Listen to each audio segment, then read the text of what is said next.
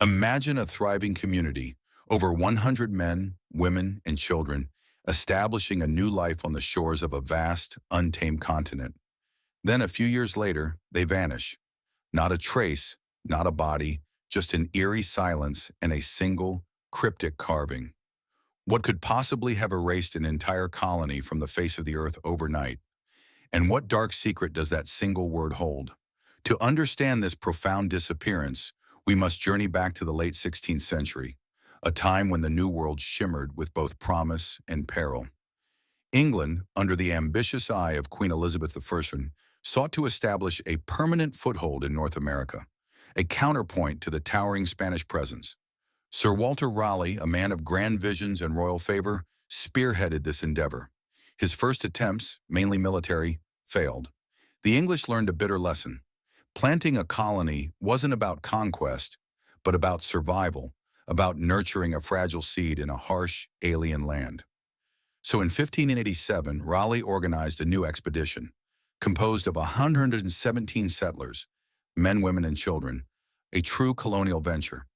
Their leader was John White, an artist and an experienced explorer whose previous visits had given him a unique understanding of the region. Their destination was originally Chesapeake Bay, a more favorable location. However, a manipulative ship's pilot, Simon Fernandez, a man of dubious loyalty, refused to take them further than Roanoke Island, off the coast of present-day North Carolina. This forced, last-minute change of plans immediately sowed the first seeds of misfortune. The island, while fertile, had already proven problematic for previous attempts.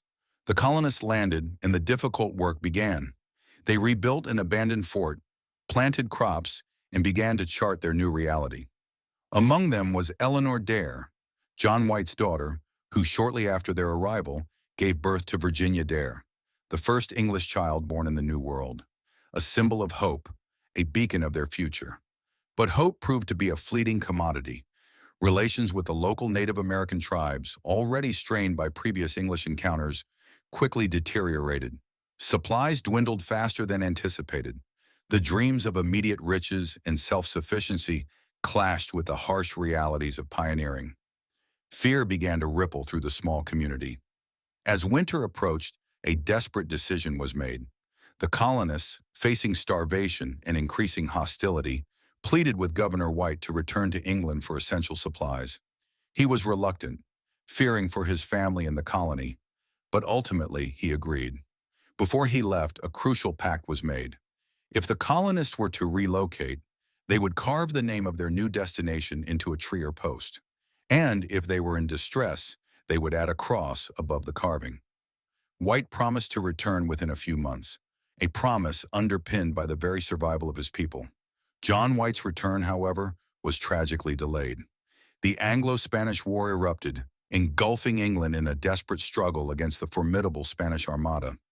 Every available ship, every able-bodied sailor, was pressed into service for national defense. White, despite his frantic appeals, found himself stranded in England, torn by worry for 3 long years. 3 years. Imagine the desolation, the grinding uncertainty that must have plagued the colonists on Roanoke Island as seasons turned, and their promised relief never arrived. Each passing ship, each distant sail, would have offered a fleeting flicker of hope, only to plunge them back into despair as it sailed away. Their meager supplies would have long since run out. The pact, the promise of a cross for distress, must have weighed heavily on their minds. Finally, in August 1590, White secured passage and set sail, his heart heavy with anticipation and dread. As his ship approached Roanoke Island, the silence was chilling. There were no signs of life, no smoke from fires, no joyful shouts of greeting. The fort was deserted, overgrown with wild vines. The houses were dismantled, not destroyed, but carefully taken apart, as if for relocation. The unsettling quiet was broken only by the lapping waves and the rustling leaves. White and his men searched frantically, calling out names, their voices echoing in the void. They found no human remains, no battle scars, nothing to indicate a massacre or a struggle. It was as if the entire settlement had simply evaporated. Then amidst the desolation, they found it. Carved into the gatepost of the fort, not a cross above it, but clearly visible, was a single word: CROATOAN. On a nearby tree, etched even more clearly, was the single syllable CRO. The lack of the distress symbol, the cross, gave White a faint flicker of hope. CROATOAN was the name of a nearby island, now known as Hatteras Island, inhabited by a friendly Native American tribe. Did this mean the colonists had simply moved, assimilated with the CROATOAN people, as planned in case of relocation? White desperately wanted to believe it. He tried to reach CROATOAN Island, but a ferocious storm swept in, threatening to wreck his ships and his remaining crew. They were forced to turn back, leaving the mystery of Roanoke to fester and deepen. What happened to those 117 souls? Did they reach CROATOAN Island, finding refuge and peace among the native inhabitants? Or was CROATOAN a cruel misdirection? Without the cross, it suggested a planned, non-distressed move. But what if the distress was so sudden, so overwhelming, that they didn't have time to carve the cross? The theories are as numerous and haunting as the silence they left behind. One pervasive theory suggests assimilation. The CROATOAN people, led by Chief Monteo, were known to be friendly towards the English. Perhaps facing starvation and dwindling hope, the colonists sought refuge with them, intermarrying and integrating into their society. Over generations, their English identity would have dissolved into the native culture. Indeed, later accounts from other English explorers mentioned light-skinned, gray-eyed Native Americans in the region, speaking English words, fueling this persistent, romanticized notion. However, other theories paint a darker picture. Perhaps hostile tribes, like the Powhatan, who were known for their animosity towards the English, attacked the weakened colony. Without adequate defenses or supplies, they would have been vulnerable. Yet the lack of bodies of any sign of a struggle complicates this narrative. The houses were dismantled, not burned.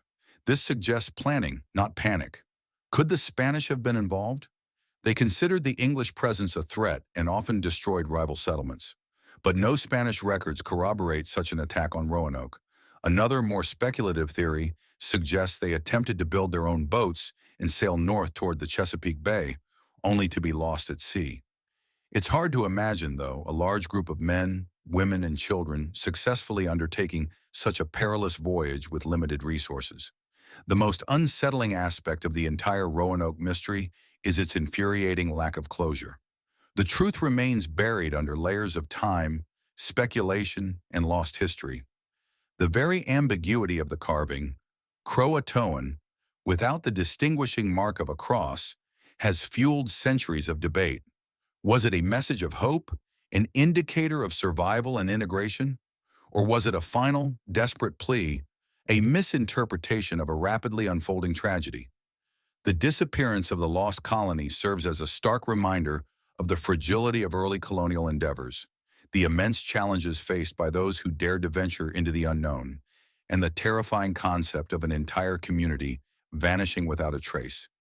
It lingers as one of America's oldest and most enduring cold cases, a tale that continues to weave itself into the fabric of our shared history, prompting us to ask, what boundaries of the unknown do we still tread, and what secrets might silence truly hold? If you're fascinated by unsolved historical puzzles, you won't want to miss our next video, exploring the mysterious Dyatlov Pass incident, another story where the chilling silence speaks volumes more than any eyewitness account.